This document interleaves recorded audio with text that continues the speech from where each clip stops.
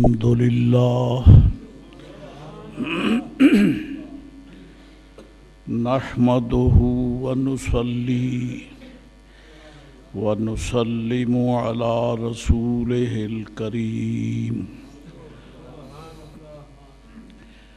سيدنا وسندنا ومولانا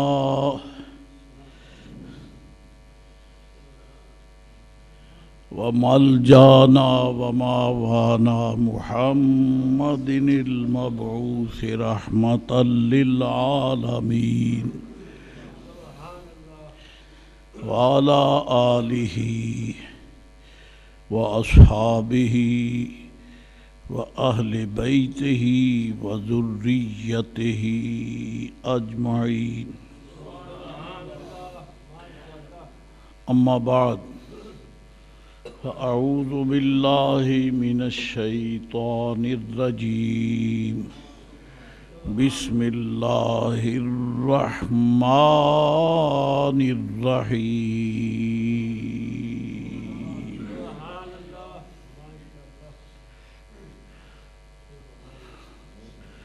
قل لا أسألكم عليه أجرا إلا المودة في القربى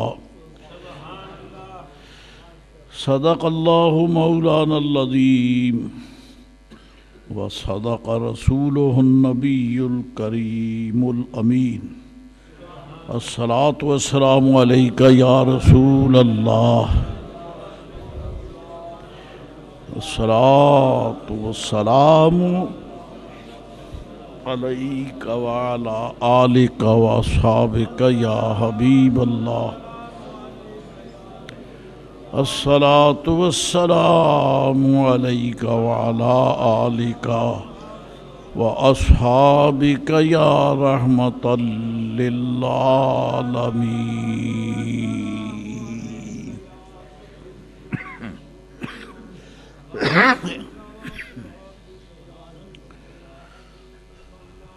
قرآن کریم فرقان حمید میں اللہ رب العزت جل شانہ و عم نوالہ نے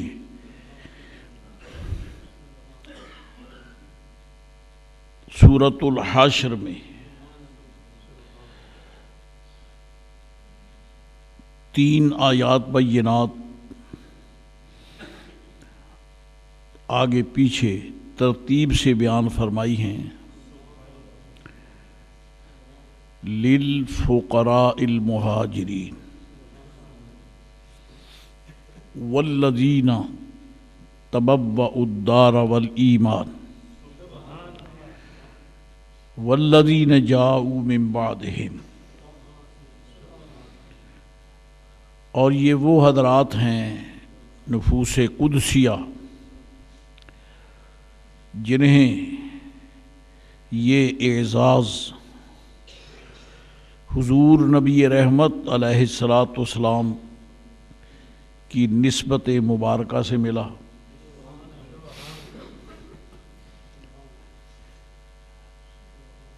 ایک مقدس جماعت تو وہ ہے جنہیں اصحاب رسول علیہ السلام کہتے ہیں، اور اصحاب کی دو قسمیں ہیں بلکہ تین ہیں۔ ایک تو زمانے کی قید سے، زمانہ قبولیت ایمان کی قید کے بغیر ان پہ صحابہ کرام کا لفظ بولا جاتا ہے۔ سید عالم نبی محترم علیہ السلام نے جب اعلان نبوت فرمایا، جنہوں نے اعلان سنتے ہی قبولیت کا شرف حاصل کیا وہ بھی صحابہ کرام ہیں۔ اس کے بعد پھر اللہ تعالیٰ کی توفیق سے یہ مبارک جماعت بڑھتی رہی، حتیٰ کہ وَرَأَيْتَ النَّاسَ يَدْخُلُونَ فِي دِينِ اللَّهِ أَفْوَاجًا، تھوڑے تھوڑے کرتے کرتے پھر وہ وقت بھی آیا کہ فوجوں کی فوجیں مسلمان ہوئیں، اور یہ اسلام کے اواخر کا دور ہے۔ اور ایک وہ حضرات ہیں جو درمیان میں مسلمان ہوئے مکہ معظمہ میں اوائل کے بعد، قبیل ہجرت بعد ہجرت، یہ اوساط ہو گئے، اور ایک ہیں کہ ہجرت کے بالکل اواخر میں، یعنی مدینہ عالیہ میں نبی رحمت علیہ السلام کی تشریف آوری کے بعد حضور کے واصل ملائے اعلیٰ ہونے سے کے ساتھ جو آخر میں مسلمان ہوئے، ان سب کو صحابی کہتے ہیں۔ البتہ جنہوں نے سب سے پہلے شرف ایمان حاصل کیا انہیں اللہ فرماتا ہے والسابقون السابقون، جو پہلے ایمان لانے والے ہیں وہ تو پہلے ہی ہیں، ان کو سارے صحابہ کرام میں اللہ کریم نے سابق فرمایا۔ سابق اسے کہتے ہیں جو آگے نکل جائے، جو آگے نکل جائے اسے سابق کہتے ہیں۔ تو وہ حضرات جنہوں نے سب سے پہلے بعثت شریفہ کے اعلان کے ساتھ ہی کلمہ شریف پڑھا اواخر میں ہی، وہ گویا ایمان لانے کی دوڑ میں سب سے آگے نکل گئے، جن میں سیدنا حضرت ابو بکر صدیق ہیں اور دیگر مقربین اور مخلصین، اور پھر وہ خوش نصیب ہیں جنہیں آخر میں حضور کی بارگاہ میں شہادی کا شرف حاصل ہوا، وہ بھی صحابی ہیں لیکن وہ بعد میں ہیں۔ صحابیت کا لفظ ان پر بھی، سابقین پر بھی، اوساط پر بھی، سب پر بولا جاتا ہے، تو چونکہ نسبت حضور کی ہے لہذا سارے ہی افضل، اعلیٰ، برتر، بالا ہیں۔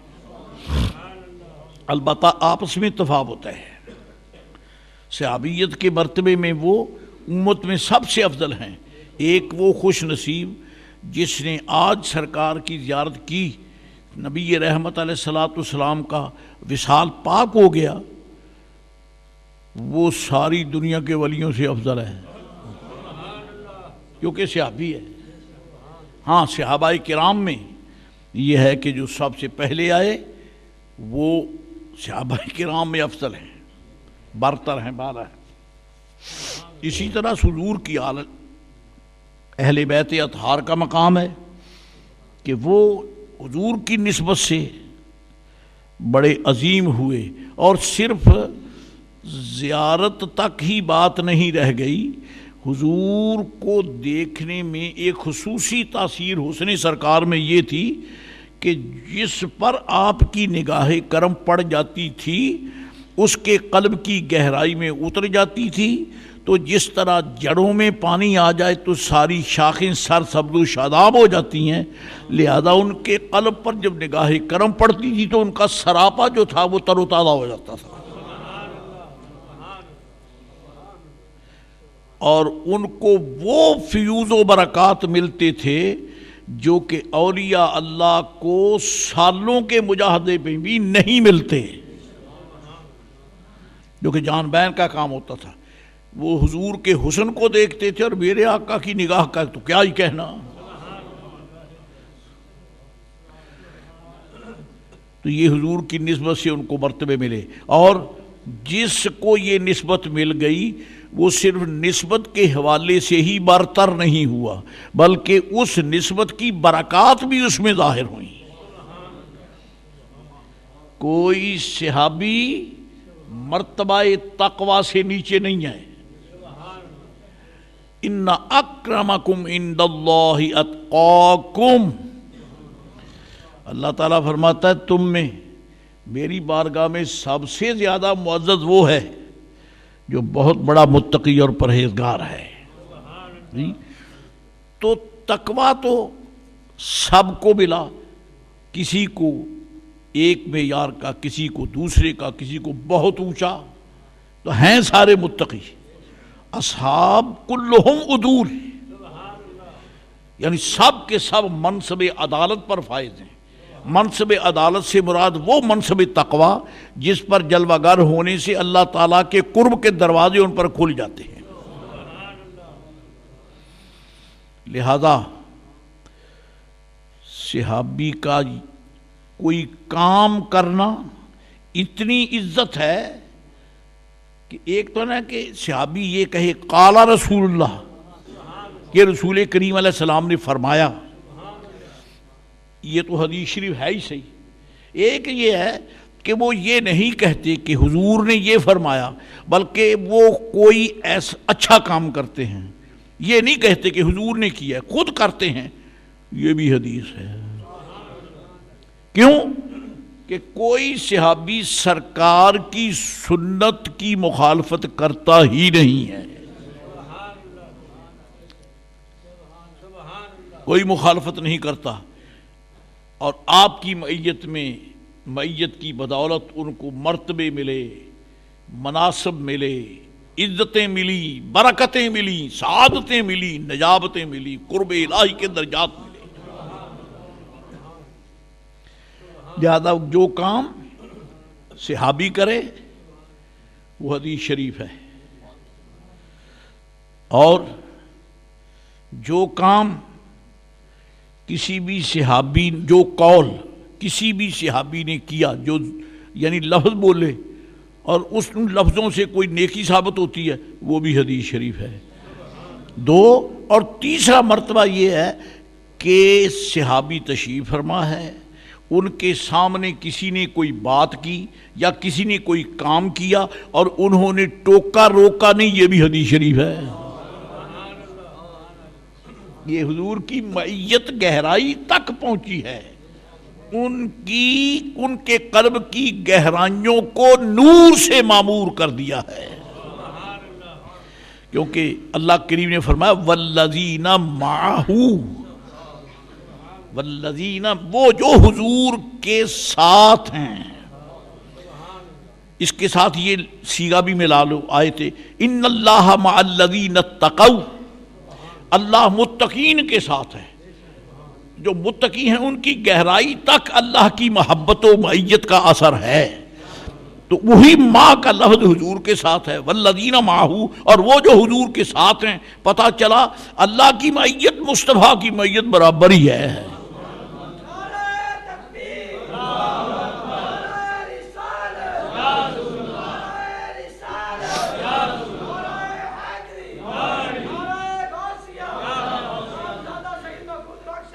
کیونکہ برابر اس لیے کہتا ہوں کہ حضور کے بغیر معیت الہیہ ہو ہی نہیں سکتی نا. جس کو معیت الہیہ ملی ہے وہ دراصل حضور کے راستے سے ملی ہے. یہی وجہ ہے کہ محدثین، یہ اسماء الرجال والے بزرگوار، کسی بھی صحابی رضی اللہ تعالیٰ عنہ جب ان کا نام نامی اس میں گرامی آ جاتا ہے تو وہ اس پر بات بھی نہیں کرتے کہ یہ صحابی منصب عدل پر ہے یا اس میں کچھ کمی ہے. فرماتا جب صحابی کا نام آ گیا تو اب اس کو کرٹیسائز نہیں کیا جا سکتا، اس پہ نکتہ چینی نہیں ہو سکتی. آپس میں ان کے درجات کم و بیش ہوں گے، لیکن امت میں ہر صحابی پوری امت سے اونچا ہے. اور یہی حال آل رسول کا ہے، اہل بیت اطہار کا ہے. کیونکہ رب کریم جل جلالہ و عم نوالہ نے انہیں جہاں حسن ظاہر عطا فرمایا، حسن باطن بھی عطا فرمایا، اور ایسے ایسے علوم جو کتابوں میں نہیں ملتے وہ حضور کے شہزادوں میں ملتے ہیں، امام حسن میں ملتے ہیں، امام حسین میں ملتے ہیں، زین العابدین میں ملتے ہیں، حضرت سید محمد الباقر میں ملتے ہیں، حضرت جعفر الصادق میں ملتے ہیں۔ ہر امام جو ہے وہ حسن مصطفیٰ کا ترجمان ہے۔ بیت اللہ شریف اجتماع عظیم ہے، اور حاضری دینے والے جانتے ہیں کہ وہاں کوئی ٹائم خالی ہوتا ہی نہیں، جب جانے والے جاتے ہیں، جب دیکھو معمور ہوتا ہے، حرم کعبہ معمور ہوتا ہے۔ حضرات گرامی، سید عالم نبی محترم صلی اللہ علیہ وآلہ وسلم کی معیت کی برکت ہے، مسجد حرام معمور ہے، اور یہ زمانہ ہے امام زین العابدین کا، جنہیں سید الساجدین بھی کہتے ہیں، سید الصابرین بھی کہتے ہیں، سید سجاد بھی کہتے ہیں، مختلف نام ہے، اور سارے ہی سچے، سارے ہی برحق ہیں، آپ کا زمانہ ہے۔ اور حشام بن عبد الملک، یہ عباسی خلیفہ ہے، یہ حرم کعبہ میں آیا ہوا ہے حج کے لیے۔ اب جب حج کے لیے آیا تو ظاہر ہے عمرہ شریف کیا جائے تب بھی، عمرے کے بغیر نفلی طواف کیے پھر بھی، ہر چکر میں حجر اسود کو چومنا بڑی برکت ہے۔ یہ آپ سن چکے ہیں حرم حجر اسود کا کیا مرتبہ اور کیا مقام ہے، اور سرکار علیہ السلام نے فرمایا کہ حجر اسود کی آنکھیں بھی ہیں، آنکھیں ہیں، یہ جو بھی اس کو آ کے چومتا ہے قیامت کے دن یہ رب کریم کی بارگاہ میں گواہی دے گا کہ مولا اس نے مجھے چوما ہے۔ جانے پتھر کی شکل میں وہ ہے کیا،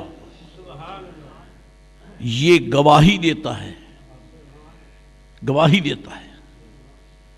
حجر اسود کو لوگ چوم رہے ہیں۔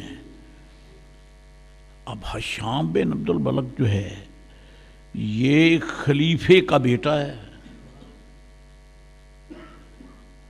عبد الملک کا بیٹا ہے، اور یہ خود خلیفہ ہے۔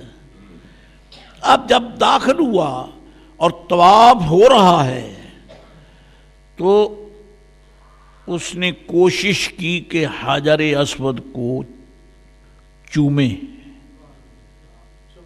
استلام کرے، استلام اس کی تقبیل کرے، چومے،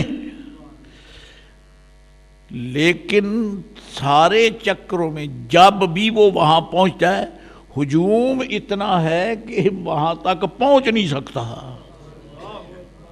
امیر ہے خلیفۃ المسلمین، بڑے راؤنڈ لگائے، جب مکمل طواف ہو گیا لیکن اتنی کوشش کے باوجود بھی اسے حجر اسود چومنے کا موقع نہیں ملا۔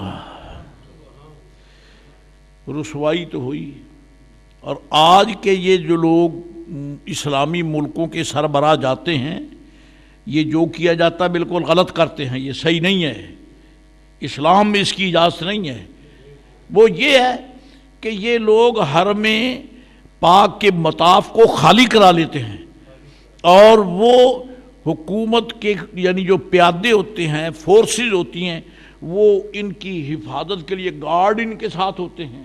جی پھر مقامی حکومت جو ہے اس کے جو ہوتے ہیں وزراء یا دوسرے، ان کے ساتھ بھی وہ ہوتے ہیں۔ غلط ہے۔ یہاں کوئی بادشاہ نہیں ہے، یہاں کوئی صدر نہیں ہے، یہاں کوئی وزیر نہیں ہے، یہاں سارا ہی مانگتے ہیں۔ یہ شہنشاہ کا دربار ہے۔ شہنشاہ کے دربار میں کس کا مقام ہے کہ وہ اپنی انفرادیت جتلائے؟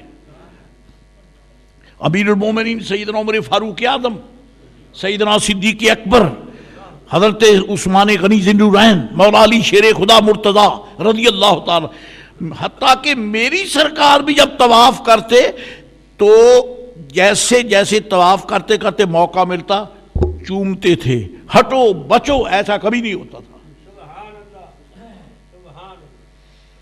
اب وہ بڑا اپنے اندر اس نے ذلت اور خجالت محسوس کی کہ میں خلیفۃ المسلمین ہوں، مجھے بیت اللہ میں جو حجر اسود چومنے کا موقع نہیں ملتا۔ آخر شرمسار ہو کر اس نے آرڈر دیا، اس کے لیے بیر زمزم کی طرف، جدھر زمزم شریف کا چشمہ، ادھر ممبر بچھایا گیا اور وہ ممبر پہ چڑھ کے بیٹھ گیا۔ اس کے گماشتے لوگوں کو بتائیں کہ یہ خلیفۃ المسلمین ہے، یہ امیر المومنین ہے جی، یعنی عزت بڑھانے کے لیے اپنی لوگوں کو، گماشتوں کو مقرر کیا تاکہ لوگوں کو تعارف ہو۔ یہ سلسلہ جاری تھا اذ جاء الامام زین العابدین، اسی اسنا میں امام زین العابدین رضی اللہ تعالیٰ عنہ آ گئے، حرم کعبہ میں داخل ہوئے، قدم مبارک رکھا۔ قدم مبارک کیا رکھا، حرم شریف چمک اٹھا، حرم شریف چمک اٹھا اور آپ داخل ہوئے۔ داخل ہونے کے ساتھ حضرت نے طواف شروع فرمایا۔ مدحت اہل بیت کے لیے یہ آپ کے لیے کتاب دیکھ کر دو چار اشعار سنانے کے لیے لے آیا ہوں۔ پھر کیا ہوا، جب آپ طواف کا پہلا راؤنڈ مکمل کیا نا، تو جب آئے اس کے قریب حجر اسود کے، تو لوگ یوں چھٹ گئے جیسے بادل چھٹ جاتا ہے، کوئی ہٹو بچو نہیں کہنے والا۔ دیکھ کر ہی ہر کسی کو پتا چلتا ہے یہ آسمان سے کوئی فرشتہ اتر آیا، یہ کون ہے ایسا نورانی چہرہ جس کے لیے سرکار داتا کے الفاظ غالباً پچھلے جمعہ شریف میں عرض کیے تھے جی۔ تو جب بھی آپ وہاں تشریف لاتے تو لوگ ہٹ جاتے، حضرت بوسہ دیتے۔ ہٹتے کیسے تھے؟ انہیں روکتا کوئی نہیں تھا، ہر کوئی دیکھ کر ہی رک جاتا تھا کہ حضرت چوم لیں، اور اس کے پیچھے یہ بھی راز ہوتا تھا کہ آپ چوم کے ہٹیں گے تو جہاں شہزادہ رسول کے ہونٹ لگے وہاں ہم بھی چوم لیں گے۔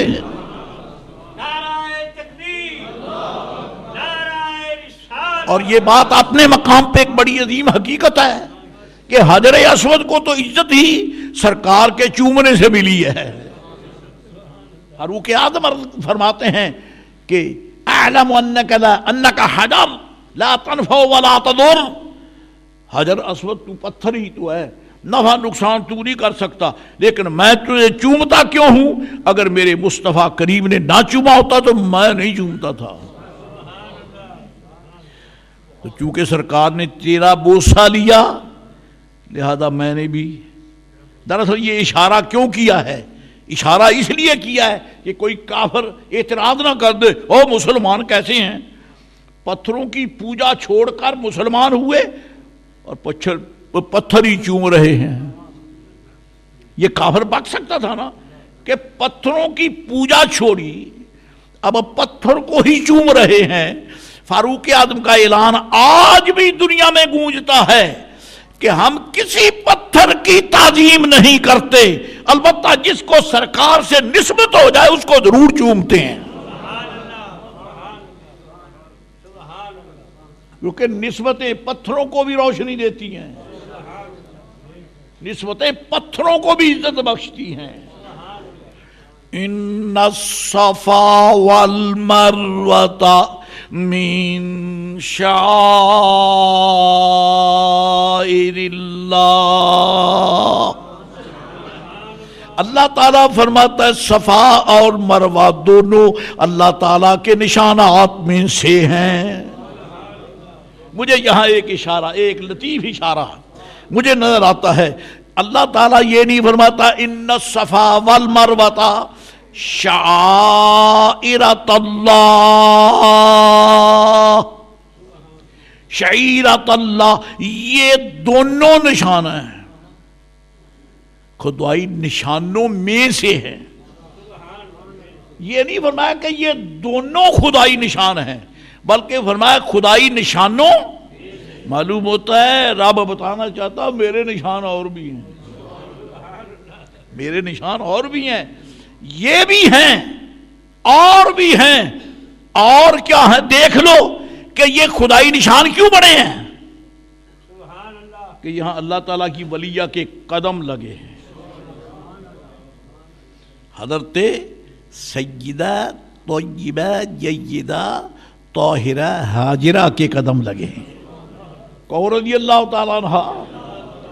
حضرت خلیل جلیل کا حرم محترم حضرت ذبیح اللہ علیہ السلام کی امی جان،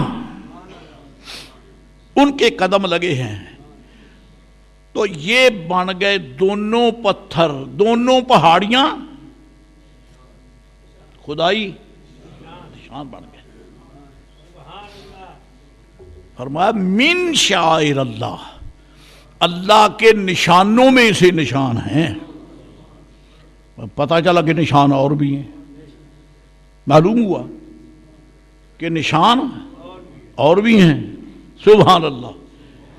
نشان وہ اور کون سے نشانات ہیں، اور کون سے نشانات ہیں؟ آپ خوش نصیب لوگ مدینہ عالیہ تو گئے ہیں، اور اللہ ہم سب پہ کرم فرمائے. ہاں جی، کوئی اس پلر کے ساتھ کھڑا ہے نفل پڑھ رہا ہے، کوئی اس کے ساتھ پڑھتا ہے، اس کے ساتھ پڑھتا ہے. اوہ پتھر ہی تو ہیں، چمڑتے کیوں، یہاں نفل کیوں، ساری مسجد شریف میں جہاں پڑھو. کہتے بلکل بجا، پر اس ستون کے ساتھ کھڑے ہو کر کیوں زیادہ شوق سے پڑھتے ہو؟ کہتے تمہیں پتہ نہیں یہ کون سا ستون ہے؟ حضرت جی کون سا ستون ہے؟ فرمایا اگرچہ وہ ستون تو نہیں ہے، لیکن اس ستون کی جگہ پہ یہ ضرور ہے.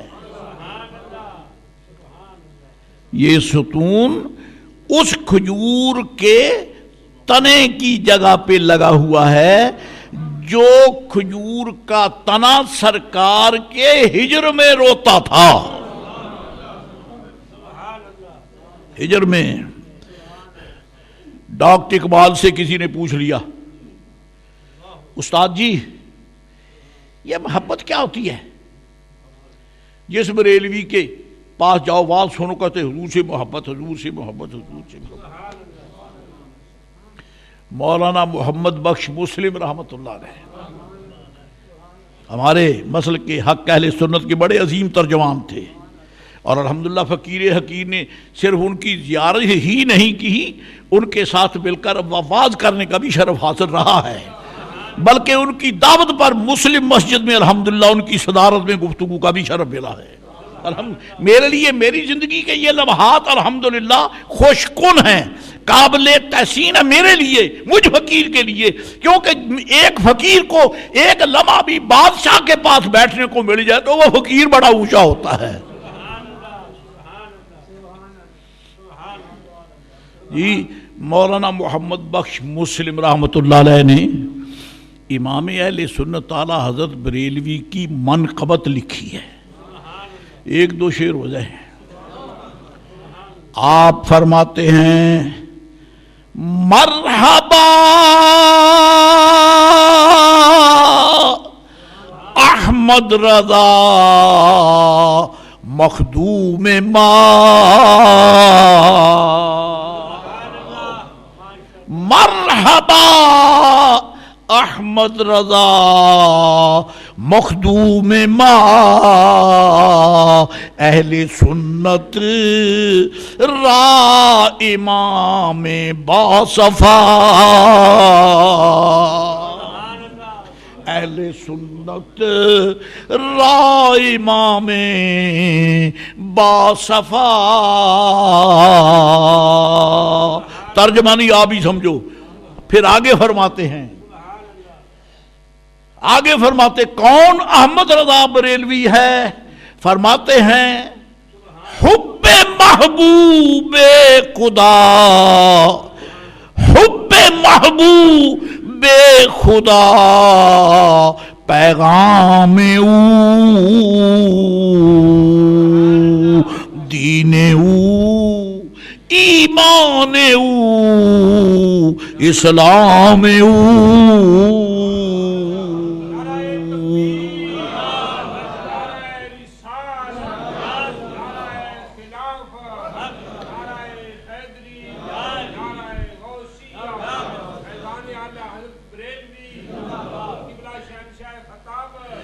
حب محبوب خدا پیغام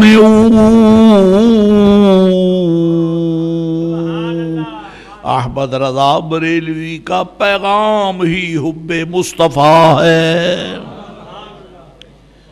سرکار کی محبت، اللہ اکبر، حضور کی محبت اس قدر غالب تھی امام اہل سنت احمد رضا بریلوی کے قلب میں. آپ قسم کھا کے فرماتے ہیں کہ اگر میرا دل کوئی چیر کے دیکھے تو اس کے ایک حصے میں خدا کا نام ہے، دوسرے میں مصطفیٰ کا نام ہے. اور اللہ والے ایسے ہیں جب قسم کھا کے بات کرتے ہیں تو رب وہ کر دیتا ہے جس پر یہ قسم کھاتے ہیں. ترمذی شریف کی حدیث پاک ہے، من لو اقسم علی اللہ لابرہ، جو اللہ تعالیٰ کے نام کی قسم کھا لے، اللہ والے ان میں سے کوئی قسم کھا لے لابرہ، رب اس کو قسم میں جھوٹا نہیں ہونے دیتا. اس نے قسم کھائی ہے سچا ہی ہوگا، جھوٹا نہیں ہونے دیتا. ایسے بھی اللہ تعالیٰ کے بندے ہیں. حضرات گرامی قدر، آپ فرماتے میرے دل کو چیر کے دیکھو، ایک طرف لا الہ الا اللہ لکھا ہے، دوسری طرف محمد الرسول اللہ لکھا ہے. جی استاد جی یہ کیا ہے؟ محبت کیا ہوتی ہے؟ ڈاکٹر اقبال سے، حضرت جی استاد جی یہ محبت کیا ہوتی ہے؟ اقبال سر تھام کے بیٹھ گیا، کہتا بیٹے تو نے بڑا زبردست سوال کیا ہے. میں نے دنیا کے سارے فلسفوں پہ بحث کی ہے، مغربی جرمنی میں، برطانیہ میں، انگریزوں کے ساتھ میں نے بڑے پیچ ڈالے ہیں، اور میں نے بڑے بڑے فلسفیوں کو مات کر دیا اسلامی فضائل بیان کر کے. لیکن جو تو نے پوچھا ہے میں کیا بتاؤں کہ حب مصطفیٰ کیا ہے؟ کیونکہ محبت ایک کیفیت کا نام ہے اور ہر کسی کے دل میں پیدا نہیں ہوتی. ایک بچہ کالا کلوٹا ہے، اس کی آنکھوں میں جی میل کچیل ہے، اس کے چہرہ، اس کی ناک بہ رہی ہے، اور انڈر ویئر ہے ہی نہیں، اس کے چھوٹا بچہ ہے 1.5 سال کا، 2 سال کا ہے جی، ننگا جی. لیکن ایک عورت ایسی ہے جو اس کو اٹھا کے سینے سے لگاتی ہے، چومتی ہے. کیوں چومتی ہے؟ کالا کلوٹا کہہ دی بس کر، 14ویں کا چاند ہے یہ، 14ویں کا چاند. اب بے وقوف عورت کہتی نہیں بے وقوف تو ہے، تیرے دل میں دل ہے، تیرے سینے میں ماں کا دل نہیں ہے، ماں کا دل نہیں ہے. ماں سے پوچھ اس میں کتنا حسن ہے. پتا چلا کہ ماں کو اس بچے سے جو قلبی کیفیت ہے اسی کا نام محبت ہے. اور خوش نصیب بیٹے جن کو والدین سے محبت ہے، چاہے ابا حضور کمزور بھی ہوں، چاہے والد بزرگوار معاذ اللہ معذور بھی ہوں، لیکن بیٹا پاؤں دھو دھو کے پیتا ہے. اوے اللہ کے بندے تو نے یہ کیا کیا؟ پاؤں دھو کے پی گیا، ایسی بات کیا ہے؟ کہتا چپ کر، میرا باپ ہے، تیرا کوئی نہ ہو تو میں کیا کروں؟ جی تیرا کوئی نہ ہو تو میں کیا کروں؟ ماں باپ کے ساتھ پیار قلبی کیفیت، بیوی اور یعنی شوہر کی محبت اس معیار کی نہیں جس معیار پر ماں اور بیٹے کی محبت ہے۔ لیکن اقبال کہتا ہے میں پتھر کی محبت کیا بتاؤں، کیونکہ وہ ماں ہے، وہ بھی انسان ہے، اس میں دل ہے، اس میں آنکھیں بھی ہیں، دل بھی ہے، دماغ بھی ہے۔ لیکن حضور کی محبت میں کیا بتاؤں، صرف انسان ہی محبت نہیں کرتے، اور یہاں تو پتھر بھی حضور سے پیار کرتے ہیں۔ نعرہ تکبیر، نعرہ رسالت، نعرہ رسالت، نعرہ حیدری۔ اسرار و رموز میں ڈاکٹر اقبال فرماتے ہیں منچ گویم از تولا عشق چیز خشک چوبے در فراق او گری۔ میں کیا بتاؤں کہ محبت کسے کہتے ہیں، البتہ اتنا جانتا ہوں خشک چوبے در فراق او گری۔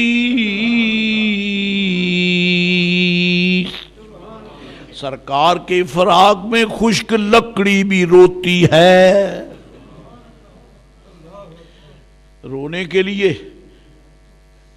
کے لیے سب سے پہلے فرسٹ آف آل سینے میں دھڑکنے والا دل چاہیے، دل کے لیے فاؤنڈیشن سینہ چاہیے، سینے کے لیے ایک عمارت جسم انسانی چاہیے، اور اس میں رکھا ہوا دل جو ہے اس میں محبت چاہیے، محبت کی حقیقت چاہیے۔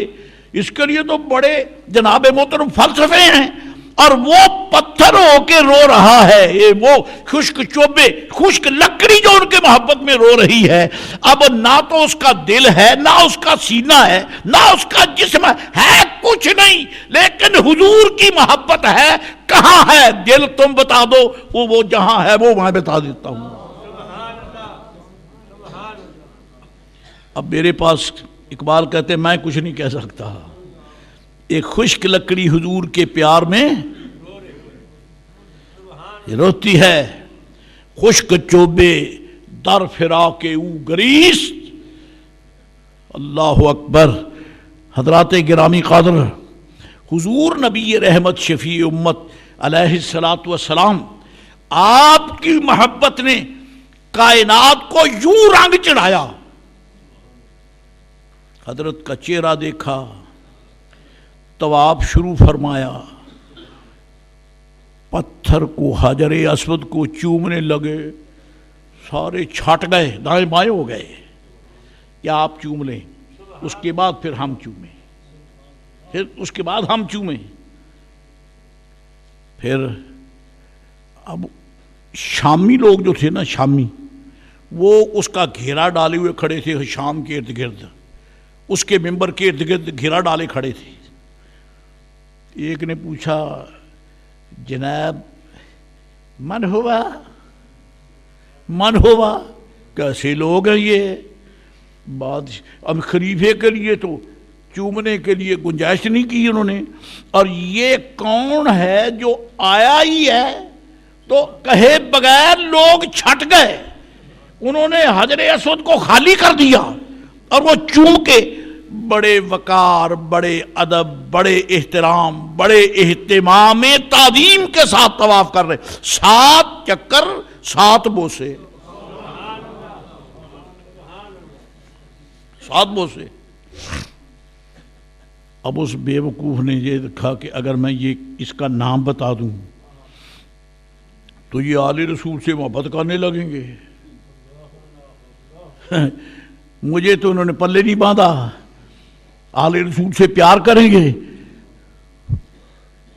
کہنے لگا پتہ نہیں کون ہے، جھوٹ بھی کتنی بڑی بری لعنت ہے، جب زبان پہ آ جائے، جب دل میں آ جائے، اس بے وقوف کو چڑھا ہوا سورج بھی نظر نہیں آتا، دن کو بھی تاریکی قرار دیتا ہے۔ دیکھ کر جب اس کو پوچھا گیا کہ یہ کون ہے، یہ کون ہے جس کے لیے لوگوں نے مطاف خالی کر دیا ہے، کہتا ہے اب اسی کے لفظ کہہ دوں تاکہ میری طرف سے کوئی غلطی نہ ہو جائے، کہتا ہے کہ یہ کون ہے جس کا لوگوں اتنا اہتمام کرتے ہیں؟ قال ہشام لا اعرف، میں نہیں پہچانتا۔ جھوٹ ہے، جھوٹ ہے، آپ برا سمجھتے ہیں، ہاں برا ہے۔ ایک تو یہ ہے نا کہ جھوٹ ہے، وہ کہتا میں پہچانتا نہیں، ایک یہ کہ اس جھوٹ سے بھی بڑا دجالی جھوٹ یہ ہے کہ پاگل جو آل رسول کو نہیں جانتا وہ اور کس کو جانتا ہے؟ جو آل رسول کو نہیں جانتا کہتا لا عارف، میں تو نہیں جانتا۔ اور اسے کھٹکا یہ تھا کہ اگر میں بتا دوں کہ یہی امام حسین کا شہزادہ ہے تو پھر مجھے لوگ کہیں گے ڈوب کے مر جاؤ، جن کے بزرگوں کو تم نے شہید کیا ان سے تو کائنات محبت کرتی ہے۔ این ممکن اس شامی کو اس کا پتہ نہ ہو، واللہ عالم بالصواب۔ جی چھپانے کے لیے کہتا لا عارف، خبردار، یہ اہل سنت کے اکابر مشائخ پیران طریقت کا ہمارے لیے سبق ہے۔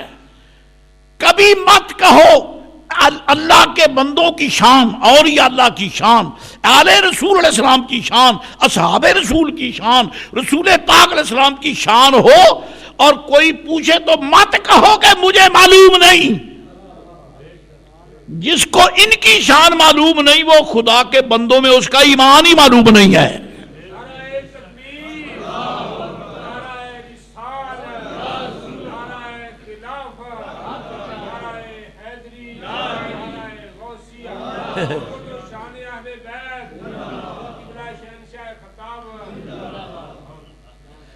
حضرت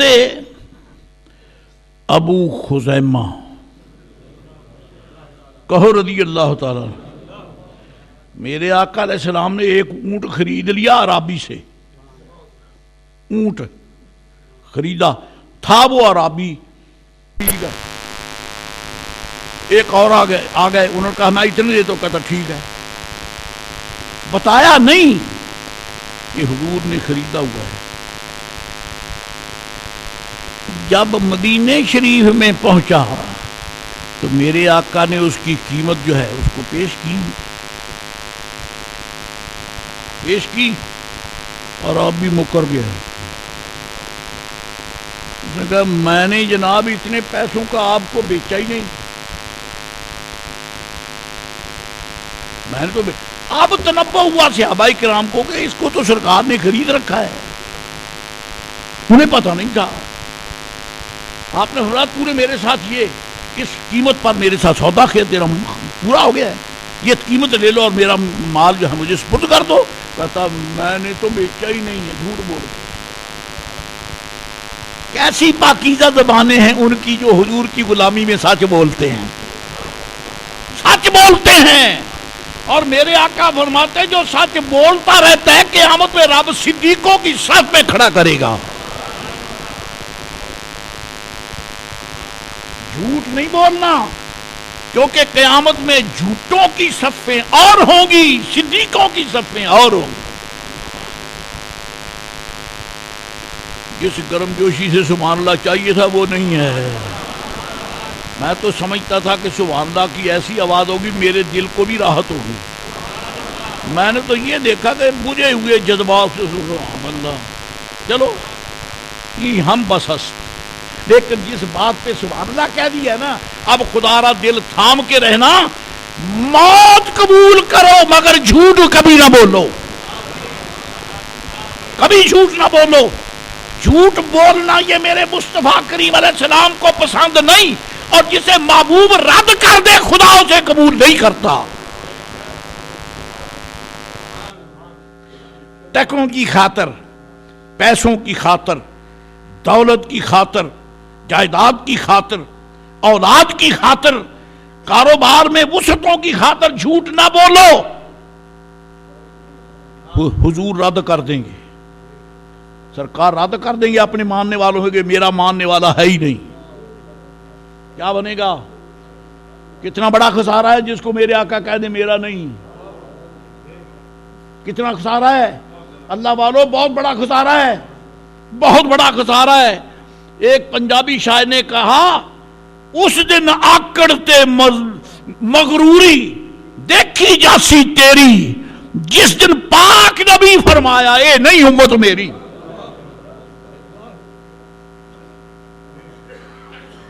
کہ میں تو سچا ہوں، میں نے تو سچ بولا ہے، اب پوری دنیا کفر مکہ معظمہ کی خدا کی قسم گواہ ہے کہ حضور نے کبھی جھوٹ نہیں بولا۔ اب میں آپ سے ادب سے عرض کرتا ہوں، لیکن شرم بھی مجھے ہے، ندامت بھی ہے، لیکن میں ایک بات آپ سے کہتا ہوں، ہمارے آقا وہ ہیں جن کی سچائی کے کافر بھی گواہ ہیں، اگرچہ حضور محتاج نہیں ہے، میرے آقا محتاج، کافروں کی گواہی کے محتاج، اور جن کا گواہ خدا ہو انہیں کسی اور کی گواہی کیا چاہیے؟ سچائی کے لیے تو رب نے حضور کے غلاموں کے لیے گواہی دی ہے کہ میرے محبوب کے غلام سچے ہیں، اولئک ھم الصادقون، سارے ہی سے ابھی سچے ہیں۔ تو جن کے منگتوں کو رب فرمائے سچے ہیں، سرکار کتنے عظیم۔ اللہ والو، براہ خدا، براہ خدا توجہ کریں، جی میرے آقا کی سچائی کے غیر بھی گواہ ہیں۔ میں مسجد شریف میں بیٹھ کر آپ سے درخواست کرتا ہوں، اپنے ضمیر سے پوچھئے کیا آپ کے سچے ہونے کا آپ کا حقیقی بھائی گواہی دے گا؟ آپ کا حقیقی بھائی گواہی دے گا؟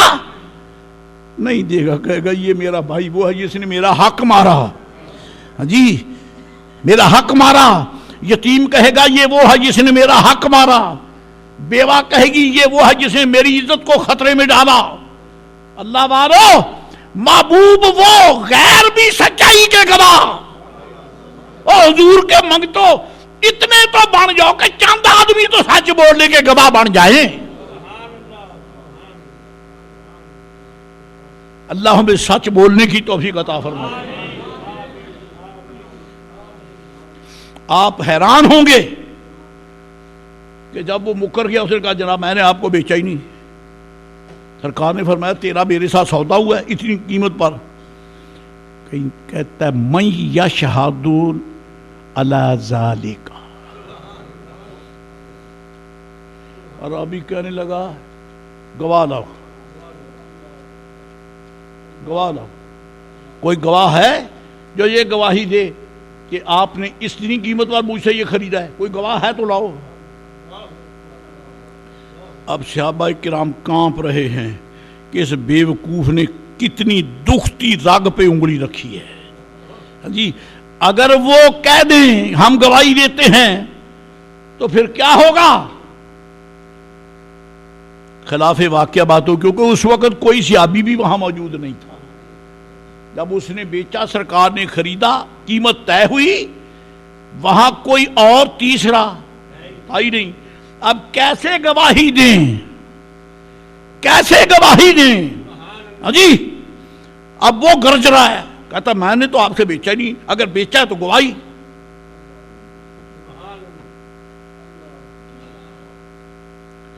حضرت ابو خزیمہ آ گئے۔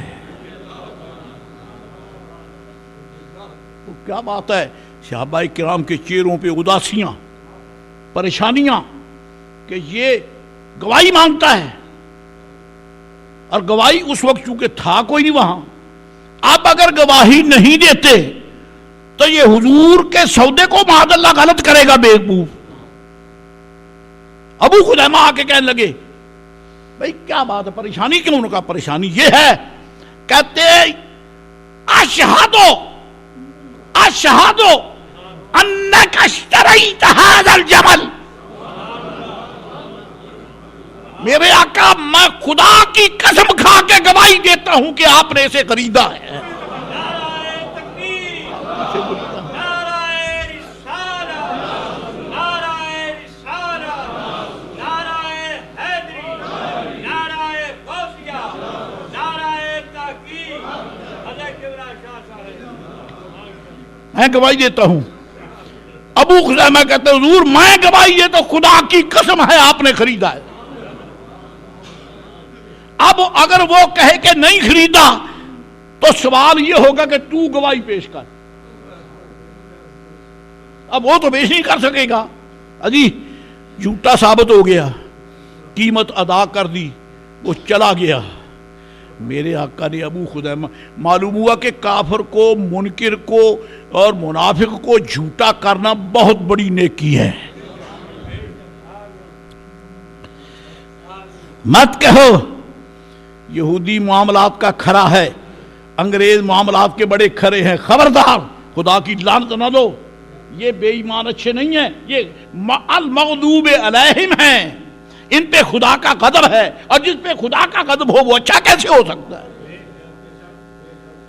کبھی یہودیوں کی تعریف نہ کرو، کبھی چوڑے انگریز کی تعریف نہ کرو، کبھی کسی سکھ ہندو کی تعریف نہ کرو. سکھوں ہندوؤں کے حوالے سے کہتا ہوں، پاکستان والے مسلمانوں سنیوں کے لیے بھارت پسندیدہ ملک نہیں ہے. ہمیں تو صرف بارگاہ نظام الدین اولیاء پیاری ہے. ہمیں تو صرف شیخ نظام الدین اولیاء کے دادا مرشد شیخ قطب الدین بختیار کاکی کا دربار پر انوار پسند ہے. ہمیں حضرت جناب فرید پاک کے جناب محترم خلیفہ نامور علاؤالدین علی احمد صابر کلیری کا کلیر پسند ہے. ہمیں اجمیر شریف کا شہنشاہ پسند ہے. جی ان سے ہٹ کر خدا کی قسم بھارت کوئی ہمارے لیے پسندیدہ ملک نہیں ہے. ان کتوں کے حوالے سے ہم کہیں کہ وہ اچھا ہے. ان ماؤں سے پوچھو جن کی گودوں سے ان کے روتے ہوئے بچے چھین کر ان بے ایمانوں نے قتل کیے، ان ماؤں سے پوچھو کہ یہ اچھے ہیں؟ مولا تو بے نیاز ہے. کیسے کیسے کتے پیدا ہوئے ہیں جو بے ایمان، نسل انسانی کے دشمن، نسل اسلامی کے دشمن اور خنزیر کو بکرا کہہ رہے ہیں.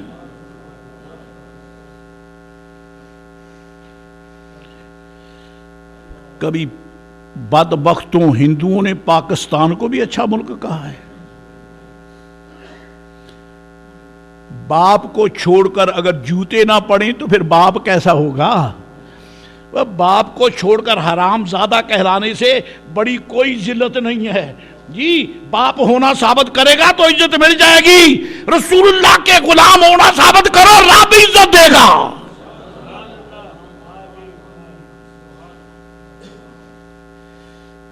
وہ کہتا میں نہیں جانتا، میں اس طرف نہیں آتا، میں نہیں جانتا اسے. اور شام کہتا میں نہیں جانتا.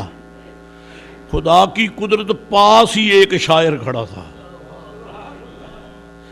اور وہ شاعر آل رسول کا ماننے والا تھا. فرزدق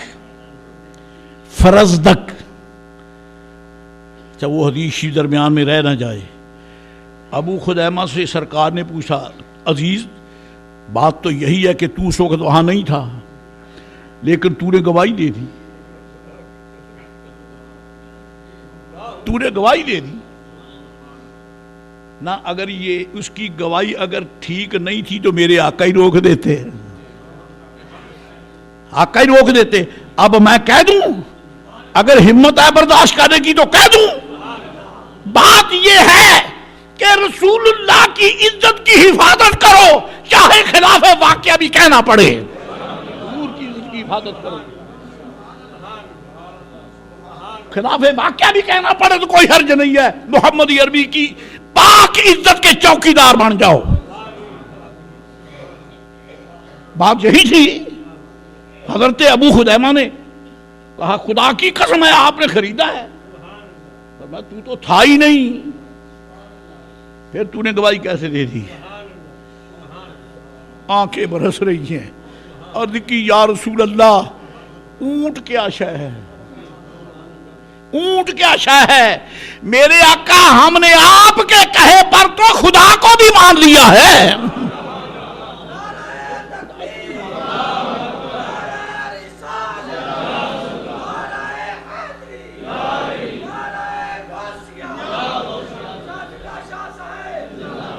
آپ کے کہنے پر، ورنہ خدا نظر تو نہیں آتا۔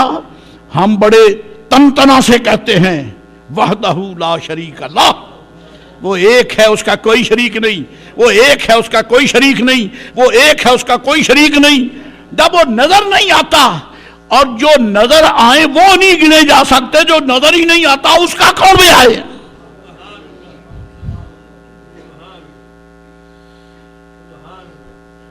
بات آگے بڑھتی ہے۔ سب سے پہلے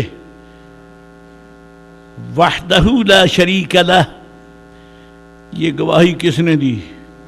فرسٹ آف آل، سب سے پہلے ابو بکر صدیق نے پہلے گواہی نہیں دی، عمر فاروق نے نہیں دی، عثمان غنی نے نہیں دی، مولا مرتضیٰ نے پہلے گواہی نہیں دی، خانہ کعبہ کے پتھروں نے گواہی نہیں دی۔ سب سے پہلے رسول پاک نے فرمایا کہ اللہ ایک ہے،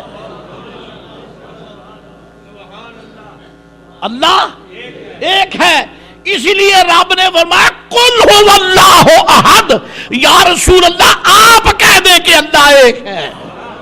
نعرہ تکبیر، نعرہ رسالہ، نعرہ رسالہ، نعرہ تحقیق۔ بس پھر کیا تھا؟ حضور نے کہا، دعائی مچ گئی، اللہ ایک ہے وحدہ لا شریک ہے، اللہ ایک ہے وحدہ لا شریک ہے، اللہ ایک ہے وحدہ لا شریک ہے۔ ہم نے حضور کے کہنے پر خدا کو ایک مانا،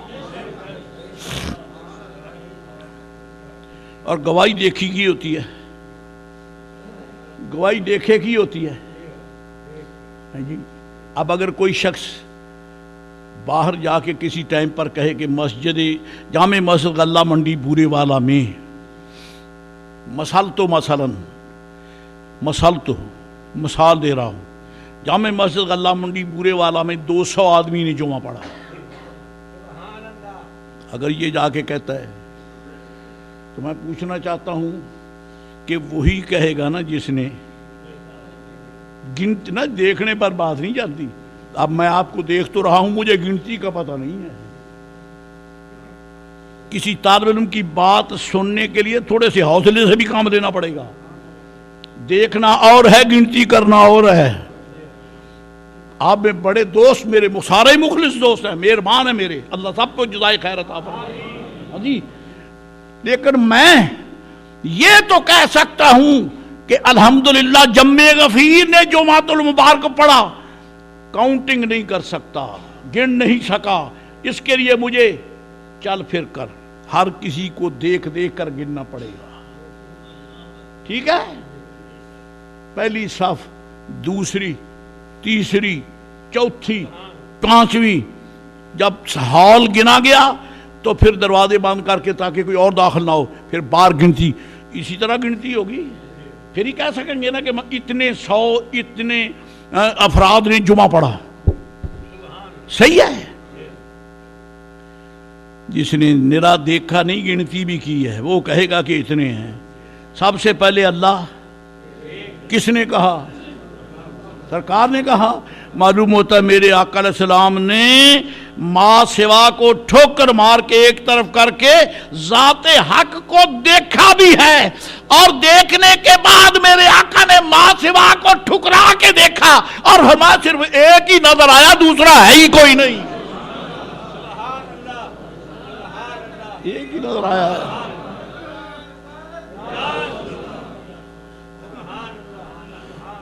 یہ نکتہ غزالی زمان راضی دوراں کا ہے جو آپ کے سامنے عرض کر رہا ہوں۔ فقیر حقیر اس جلسے میں حاضر تھا الحمدللہ، اور حضرت کے بعد بات کرنے کا شرف مجھے بھی حاصل ہوا، اور میں نے اس طرح بیٹھ کر ان علماء اور ان شہزادوں کے قدموں میں بیٹھ کر یہ الحمدللہ ٹکڑے کھائے ہیں، ٹکڑے حاصل کیے ہیں۔ فرمایا اور گنتی وہ کرے گا جس نے گنا ہو، دیکھا ہو بھی، گنا بھی ہو۔ اور میرے آقا فرماتے ہیں پوری کائنات کو دیکھا، شرق غرب شمال جنوب، ساری کائنات کو دیکھا، فرش عرش ملائکہ قدسی جنات انسان، میں نے سب کو دیکھا بھی اور گنا بھی، اس کے سوا ایک ہی وہ ہے، کوئی اور دوسرا نظر آیا ہی نہیں۔ نعرہ تکبیر، نعرہ رسالہ، نعرہ رسالہ، نعرہ حیدری، نعرہ غوثیہ، نعرہ تحقیق، حضرت کبریٰ شاہ صاحب۔ ابو خدیمہ عرض کرتے یا رسول اللہ علیہ السلام، میرے آقا یہ تو ایک اونٹ کی بات ہے، ہم نے تو خدا کو ایک مانا، وہ بھی آپ کے کہنے پر مانا ہے، وہ بھی آپ کے کہنے پر مانا ہے۔ اسی کو حضرت تعالیٰ نے اپنے کلام میں فرمایا، غیر مطبوعہ کلام، اب شاید چھپ گیا ہو، فرماتے فیض ہے اے رضا احمد پاک کا، ورنہ ہم کیا سمجھتے خدا کون ہے، ورنہ ہم کیا سمجھتے خدا کون ہے۔ اللہ اکبر۔ میرے آقا آپ نے فرمایا اللہ ایک ہے، ہم نے مان لیا، ہمیں دیکھنے کی کیا ضرورت ہے، ہمیں اپنی آنکھوں پر یقین نہیں ہے، سرکار آپ کے کہنے پر یقین ہے، ایمان اسے کہتے ہیں۔ حضور ان کا بیان سن کر حضور کا دریائے رحمت جوش میں آیا، آپ نے فرمایا میرے متعلق گواہی دینے والے، میں تیرے سر پر انوکھا تاج رکھتا ہوں۔ اللہ تعالیٰ فرماتا ہے وَأَشْهِدُوا ذَوَا عَدْلٍ وَأَشْهِدُوا ذَوَيْ عَدْلٍ مِّنْكُمْ وَأَقِيمُوا الشَّهَادَةَ لِلَّهِ۔ کوئی بھی کاروبار کرتے ہو، اشہدوا ذوی عدل منکم، اپنے میں سے دو عدل والے گواہ مقرر کرو۔ کتنے؟ دو گواہ۔ صرف ایک مسئلہ ایسا ہے جس میں چار ہیں، اللہ اس برائی سے بچائے، علیحدہ داستان ہے، اس پہ بحث کا ٹائم نہیں ہے، اللہ اس سے بچائے، اللہ ہمیں اس معاشرے کا فرد بنائے جس میں یہ برائی ہے ہی نہیں، بدکاری، اللہ تعالیٰ اس سے بچائے۔ باقی جتنے معاملات ہیں ان میں گواہیاں اس میں گواہی کے لیے نصاب کیا ہے؟ وَأَشْهِدُوا ذَوَيْ عَدْلٍ مِّنْكُمْ، کوئی کتا یہودی تمہارا گواہ نہیں بن سکتا، کوئی سکھ ہندو گواہ نہیں بن سکتا، کوئی کافر گواہ نہیں بن سکتا، منکم، وہ گواہ بھی تم میں سے ہوں۔ اب سچ کہہ دوں تو پتہ نہیں آپ برداشت کریں یا نہ کریں، کوئی گستاخ رسول آپ کا گواہ نہیں بن سکتا، کوئی صحابہ کرام کا دشمن آپ کا گواہ نہیں بن سکتا، کوئی خارجی آل رسول کا دشمن ہمارا گواہ نہیں بن سکتا، غوث پاک کا دشمن ہمارا گواہ نہیں بن سکتا، فرید پاک کا دشمن ہمارا گواہ نہیں بن سکتا، ولیوں کا منکر، انبیاء کی عظمت کا منکر، درود و سلام کا منکر، حضور کی شفاعت کا منکر ہمارا گواہ نہیں ہے، کیونکہ وہ منا نہیں ہے، وہ منا نہیں ہے، ہم میں سے نہیں ہے، وہ غیروں سے ہے، وہ غیروں سے ہے، ہم مسلمان ہیں اور ہی از اے نان مسلم۔ حضرات گرامی، اللہ اکبر، اللہ نے فرمایا کتنے گواہ چاہیے؟ سرکار نے فرمایا ابو خدیمہ معاملات میں کم از کم دو گواہ، اور دو گواہوں کی سب کو ضرورت پڑتی ہے، کیونکہ عزت سے بڑی کوئی شے نہیں، اور جب عزت کے لیے معاہدہ نکاح ہوتا ہے تو کم از کم گواہ۔ فرمایا ہر معاملہ میں گواہ دو، قرآن شریف کا فیصلہ ہے۔ ابو خزیمہ تو نے میرے حق میں نادیدہ گواہی دی ہے، میں تیرے لیے اعلان کرتا ہوں کہ جہاں تو اکیلا ہی کھڑا ہو کے گواہی دے دے، تیری گواہی کافی ہے، تیری گواہی کافی ہے۔ یارو جبریل بھی نہیں آتا، رب بھی نہیں جبریل کو بھیجتا۔ یا رسول اللہ قرآن فرماتا ہے ذوی عدل دو، اور تو نے ایک کی بات کر دی، مولا یہ کیا مسئلہ؟ قرآن فرماتا ہے ذوی عدل، تیرا رسول فرماتا ہے ایک ہی کافی ہے۔ یہ ابو خزیمہ تیرے لیے اکیلی ایک ہی کافی ہے، کیا کریں؟ فرمایا کیا کرو گے؟ وما آتاکم الرسول فخذوہ، مصطفیٰ جو کہہ دے وہی ٹھیک ہے، یہی ٹھیک ہے۔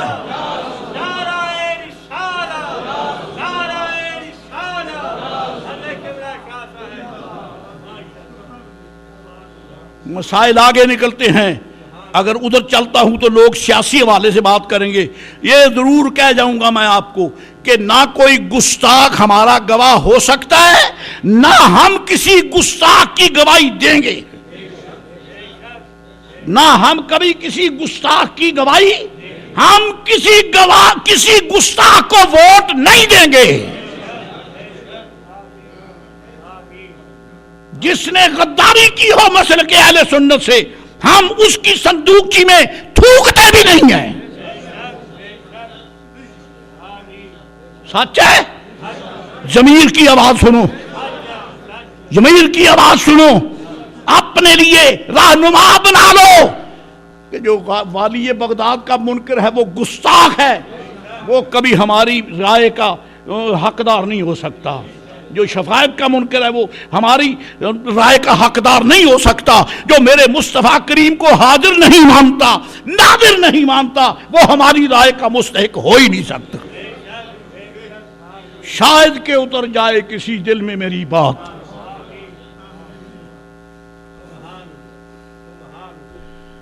کیا فرمایا؟ تیری اکیلے ہی گواہی کافی ہے، کافی ہے۔ اور پھر خدا کی قسم یہ اعزاز بھی تھا اور غیب کی خبر بھی تھی، غیب کی خبر بھی تھی۔ میرے آقا مولا علیہ السلام نے، حضور تشریف لے گئے، بعد میں صدیق اکبر کے دور میں قرآن پاک جمع کیا گیا، اور حضور نے 4 صحابہ کرام کا بورڈ بنایا، 4، جن میں ایک زید بن ثابت ہیں، عبداللہ ابن مسعود ہیں، جی معاذ ابن جبل ہیں، ایک اور چوتھے ہیں۔ آپ نے یہ بورڈ بنایا، فرمایا قرآن پاک کی آیات اکٹھی کرو، کیونکہ مجلد قرآن پاک اس وقت تھا نہیں، اکٹھی کرو، کیا گیا۔ اور وہ فرماتے ہیں کہ جس سے ہم نے پوچھا تیرے پاس کون سی آیت ہیں، وہ آیتیں سناتا، ہم کہتے ہیں تیرے ساتھ کوئی اور گواہ، وہ کئی گواہ لے آتا، کہتے ہم نے حضور کی زبان سے سنا، سرکار کی زبان سے سنا۔ ایک آیت پر آ کے بات اٹک گئی، 2 آیتوں پر، وہ ایک صحابی کے پاس ملی، ہم نے پائی گواہی،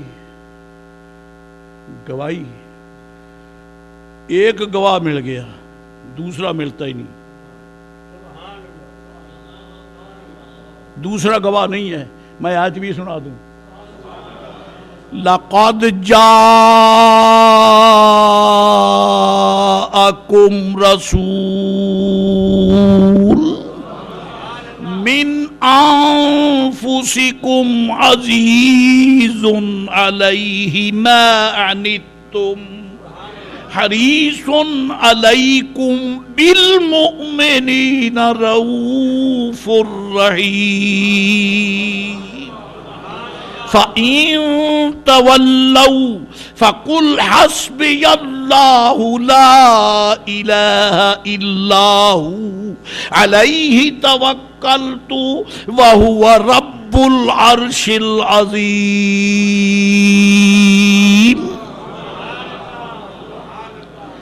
ان دو آیتوں کے متعلق اس بورڈ کے سامنے ایک صحابی پیش ہوا جس کے پاس یہ آیتیں تھی، دوسرا ملتا ہی نہیں ہے۔ صدیق اکبر سے عرض کی حضرت دوسرا گواہ نہیں ملتا۔ فرمایا یہ بلی کس کے پاس سے ہے؟ کہ بلی ابو خدیمہ کے پاس سے ہے۔ اللہ اکبر! حضور اس موقع کو دیکھ رہے تھے کہ یہ آیت ابو خدیمہ کے پاس ہی ملے گی۔ میرے آقا نے جب ہی مقرر کر دیا تیری گواہی 2 کے برابر ہے۔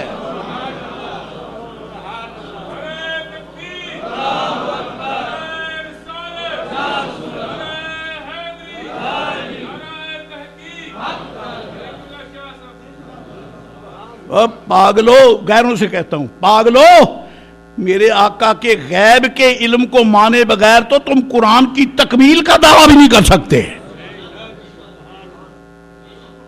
سرکار اس موقع کو بھی دیکھ رہے، عزت بھی بخش رہے ہیں، موقع بھی دیکھ رہے ہیں، عزت بھی عطا کر دی گئے، بھی بیان کر دیا، مسئلہ بھی حل ہو گیا۔ وہ کہتا میں نہیں جانتا، شاعر پاس کھڑا تھا، اس نے کہا تو نہیں جانتا، میں بتاؤں اسے کون کون جانتا ہے؟ اللہ اکبر، اللہ اکبر! وہ تو نہیں جانتا جا جہنم، بتاؤں اسے کون کون جانتا ہے؟ اب کون جانتے ہیں؟ اب میں وہ اشعار آپ تک پر پیش کروں تو اس کے لیے تو مجھے ٹائم چاہیے۔ گھڑی جو سگنل دے رہی ہے کہ ٹائم ہو گیا ہے۔ خدا کرے خیریت رہے، آپ بھی ہم سب بھی ظاہر و باطن میں انشاءاللہ پھر بیان کریں گے۔ وآخر دعوانا الحمدللہ رب العالمین۔